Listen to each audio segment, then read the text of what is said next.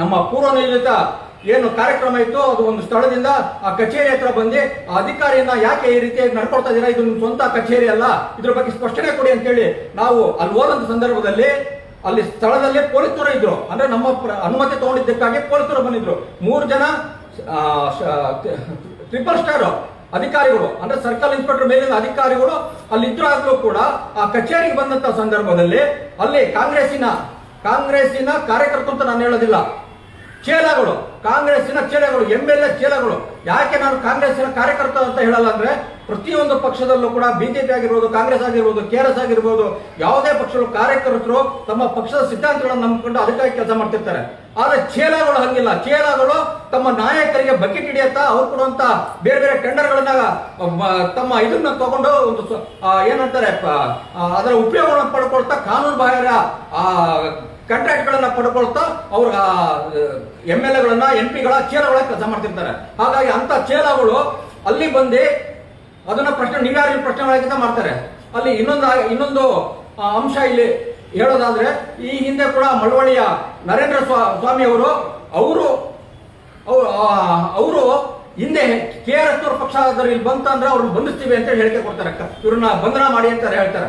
ಅಂದ್ರೆ ಒಬ್ಬ MLA ಆದವರಿಗೆ, ಶಾಸನ ರಚನೆ ಮಾಡೋದವರಿಗೆ ಯಾರನ್ನಾರು ಬಂಧನ ಮಾಡಬೇಕು ಅಂತಂದ್ರೆ, ಯಾರನ್ನಾರು ಕ್ರಮ ತಗೊಳ್ಬೇಕು ಅಂತಂದ್ರೆ ದೂರು ದಾಖಲಿಸಬೇಕು, FIR ಆಗ್ಬೇಕು, ಆಮೇಲೆ ಪೊಲೀಸರು ಕಾನೂನು ಪ್ರಕ್ರಿಯೆ ಮಾಡಬೇಕು ಅನ್ನೋಂತ ಕನಿಷ್ಠ ಜ್ಞಾನವನ್ನು ಇಲ್ಲದಂತ MLA ಹಿಂದೆ ನಮ್ಮ ವಿರುದ್ಧನೇ ಕಾಂಗ್ರೆಸ್ ನಮ್ಮ ಏರಿಯಾಕ್ಕೆ ಬಂದ್ರೆ ನಾವು ಬಂಧಿಸ್ತೀವಿ ಅನ್ನೋ ರೀತಿಯಲ್ಲಿ ಒಂದು ರೀತಿಯಲ್ಲಿ ಹೇಳಿಕೆ ಕೊಟ್ಟಿರ್ತಾರೆ ಸಾರ್ವಜನಿಕವಾಗಿ. ಆದ್ರೆ ನಾವೇನು ಅದ್ರ ಬಗ್ಗೆ ಕೇರ್ ಮಾಡಿರಲ್ಲ, ನಮ್ಮ ಪಾಡಿಗೆ ನಾವು ಏನ್ ಕಾರ್ಯಕ್ರಮಗಳಲ್ಲಿ ನಮ್ಮ ಕಾರ್ಯಕರ್ತರು ಮಾಡಬೇಕು ಮಾಡ್ತಾ ಇದ್ರು. ಆದ್ರೆ ಏನು ಇತ್ತೀಚೆಗೆ ಕಳೆದ ವಾರ ನಡೆದಿತ್ತು ಅಧಿಕಾರಿಣಿಯ ದರ್ಪ, ಅದ್ರ ವಿರುದ್ಧ ನಾವು ಇವತ್ತು ಪೂರ್ವ ನಿಯೋಜಿತ ಕಾರ್ಯಕ್ರಮ ಹಮ್ಮಿಕೊಂಡಿದ್ವಿ.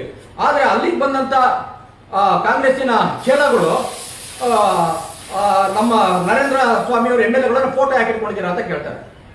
ಇಡೀ ನಾಡಿನ ಜನತೆಗೆ ನೀವು ಅರ್ಥ ಮಾಡ್ಕೊಳ್ಬೇಕು, ಯಾವುದೇ ಕ್ಷೇತ್ರದಲ್ಲಿ ಕೆಲಸ ಮಾಡ್ತಿದ್ರೆ ಆ ಕ್ಷೇತ್ರದಲ್ಲಿ ಆ ಸ್ಥಿತಿಗೆ ಕಾರಣ ಆಗಿದ್ದಾರೆ ಯಾರು ಅವ್ರನ್ನ ಪ್ರಶ್ನೆ ಮಾಡೋದಕ್ಕೂ ಆಗಿ ಅವ್ರನ್ನ ಫೋಟೋ ಇಟ್ಕೊಂಡು ಇವರಿಗೆ ನೋಡಿ ಇಂಥ ಕ್ಷೇತ್ರದ ಶಾಸಕರು ಇವರ ಅಧೀನದಲ್ಲಿರೋ ಈ ಅಧಿಕಾರಿ ಈ ರೀತಿಯಾಗಿ ಭ್ರಷ್ಟಾಚಾರ, ಲಂಚಗುಳಿತನ, ಕರ್ತವ್ಯ ಲೋಪ ಈ ರೀತಿ ಮಾಡ್ತಾ ಇದ್ದಾರೆ.